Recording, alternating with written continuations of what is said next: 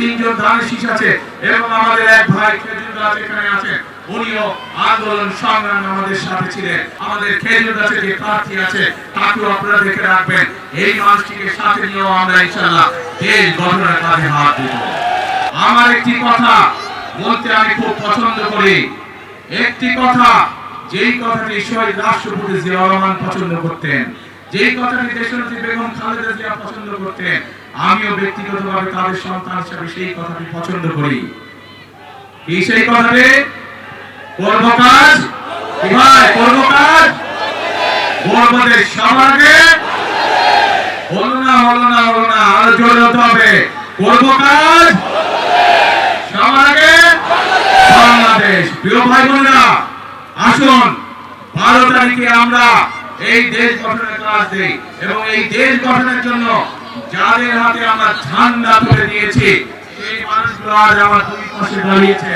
আপনারা চিনেন তাদেরকে? এই মানুষগুলোকে আপনারা 12 তারিখ পর্যন্ত দেখে রাখবেন। 12 তারিখের পরে এই মানুষগুলোর দায়িত্ব হবে আপনাদের সাথে থাকা, এলাকার উন্নয়ন করা, আপনাদের উন্নয়ন করা, আপনাদের বিপদে আপদে পাশে থাকা।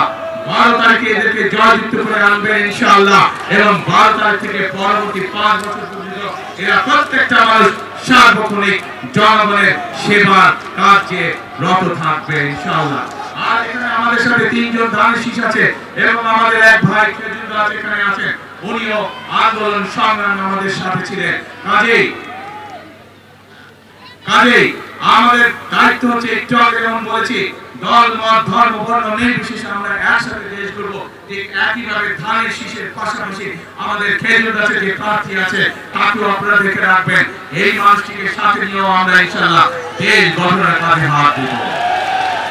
প্রিয় ভাই বোনেরা, আরেকটি কাজ করতে চাই।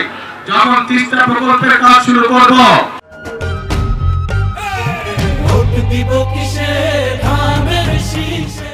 ইনশাআল্লাহ তখন এসে বিভিন্ন খাল খননের কাজ আমি শুরু করতে চাই আপনাদের সাথে নিয়ে। কে কে আছেন আমার সাথে খাল খননে যাবেন? সেদিন কিন্তু আমি চাই আপনাদেরকে খাল খননে আমার পাশে থাকবেন তো ইনশাআল্লাহ। আসুন আমরা আল্লাহর কাছে দোয়া করি যাতে আল্লাহ আমাদেরকে যে সকল পরিকল্পনা আমরা এলাকার জন্য, দেশের জন্য, মানুষের জন্য গ্রহণ করছি সেই সকল পরিকল্পনা যাতে আল্লাহ তাআলা আমাদেরকে বাস্তবায়ন করার সুযোগ দেন। আল্লাহ হাফেজ। বাংলাদেশ জিন্দাবাদ, বাংলাদেশ জাতীয়তাবাদী জিন্দাবাদ। শেষের কথা আমার, করব কাজ, করব দেশ সবার আগে